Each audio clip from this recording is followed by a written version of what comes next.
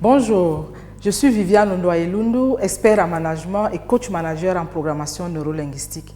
Comme je vous l'indiquais à la précédente édition, au secours, je suis patron et l'exclamation, disons l'angoisse qui anime tout manager aux premières heures de la nomination, quel que soit leur âge et leur niveau de responsabilité. Après les premières heures, certains vont jusqu'à dire 100 jours après la nomination, vient le moment d'agir.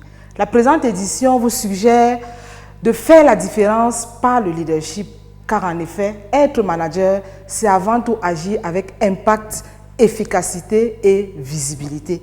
La thématique retenue est alors « Au secours, je suis patron, faire la différence par le leadership ». La thématique du leadership est florissante dans la littérature managériale. Il existe plusieurs orientations. Celle que j'assume ici est de dire qu'un leader est avant tout un acteur qui agit au travers d'un projet exceptionnel et particulièrement mobilisateur. Il s'agit alors de transformer en actions concrètes et visibles les discours et les intentions du manager. 4 étapes vous sont proposées. La première est de pouvoir présenter le projet de manière détaillée. La deuxième est d'identifier et surtout de mobiliser toutes les ressources nécessaires à la réalisation du projet. La troisième est de communiquer le projet à l'ensemble des parties prenantes. Et la quatrième est de conduire effectivement le projet. Il faut dire que mettre en œuvre un projet consiste à dire de manière détaillée quelle est la finalité du projet, ce pourquoi le projet va être exécuté. Les architectes savent très bien comment le faire, puisqu'ils identifient le plan et vous présentent même la maison avant le terme du projet. Il s'agit alors pour vous de le dire avec précision, de rappeler quelles sont les actions à mener et surtout comment ces actions seront réalisées.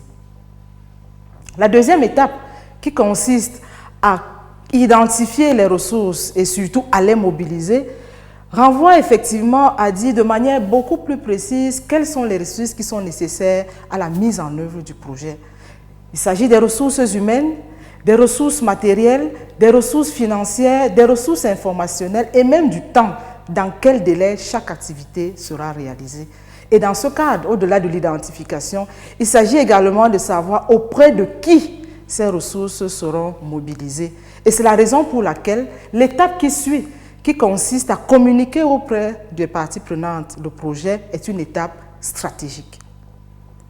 La troisième étape, qui consiste à communiquer le projet aux parties prenantes, permet simplement, dans un premier temps, d'identifier de manière très claire ou, disons-le simplement, de catégoriser les parties prenantes. Il existe donc des parties prenantes directes et des parties prenantes indirectes. Les parties prenantes directes sont en fait des acteurs dont les actions peuvent hypothéquer la survie de l'entreprise. Il s'agit des employés, il s'agit des fournisseurs, il s'agit des banquiers, bref, tout acteur dont l'action peut hypothéquer la survie de l'entreprise. Les parties prenantes indirectes sont les acteurs qui sont influencés ou alors impactés par les actions de l'entreprise.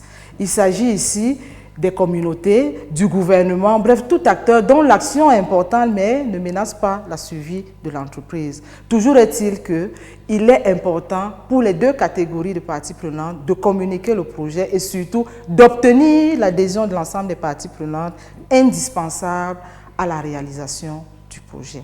La dernière étape consiste à conduire effectivement le projet. Et lorsqu'on parle de conduire le projet ici, il s'agit de le mettre en œuvre. Retenons dans un premier temps que le premier acte à poser, la première action à poser est de répartir les tâches entre les différents acteurs qui vont accompagner le projet. Il est alors question de savoir qui fait quoi, avec qui, quand et où. Cette répartition des tâches est indispensable à la bonne marche du projet. Il faut également relever que mettre en œuvre un projet, c'est impulser un changement. Ce changement peut être stratégique, il peut être opérationnel ou il peut être simplement humain. Toujours est-il qu'un nouveau projet impose de nouvelles procédures qui peuvent être en cohérence ou non avec les procédures déjà en cours. Il est alors bon à ce moment de gérer le changement. Et lorsqu'on parle de gérer le changement ici, il s'agit d'apprécier les différentes forces en présence. Kirk Lewin, dans les années 50, a proposé une théorie qui permet d'identifier les forces motrices qui permettent justement d'accélérer la mise en œuvre du projet et des forces restrictives qui constituent des freins. Il vous revient alors à vous de les identifier et surtout d'agir, d'actionner les leviers et de réduire l'effet des freins. En ce qui concerne l'équipe, retenons pour conclure au niveau de la conduite du projet que vous réalisez ce projet avec un ensemble de personnes. Des personnes qui ont des compétences différentes, des personnes qui ont également des tempéraments différents. Il faut donc disposer d'un ensemble d'habiletés sociales pour les motiver et les mobiliser. Nous pouvons parler d'un ensemble de compétences, des compétences émotionnelles, des compétences politiques, des compétences stratégiques, des compétences analytiques, bref, toutes compétences nécessaires à la gestion d'une équipe de travail. N'oublions pas que lorsque nous réalisons une activité avec une équipe, nous manipulons également l'ensemble d'énergie. Nous pouvons parler de l'énergie de production, l'énergie de solidarité et l'énergie de régulation. Il vous revient donc à vous de vous assurer qu'il y a un équilibre entre ces différentes énergies pour que le projet se réalise avec efficacité et surtout à la satisfaction de l'ensemble des parties prenantes. Vous pouvez donc approfondir ce sujet en lisant mon ouvrage « Au secours, je suis patron », que faire aux premières heures de la nomination, qui est disponible en ligne sur le lien qui s'affiche à l'écran.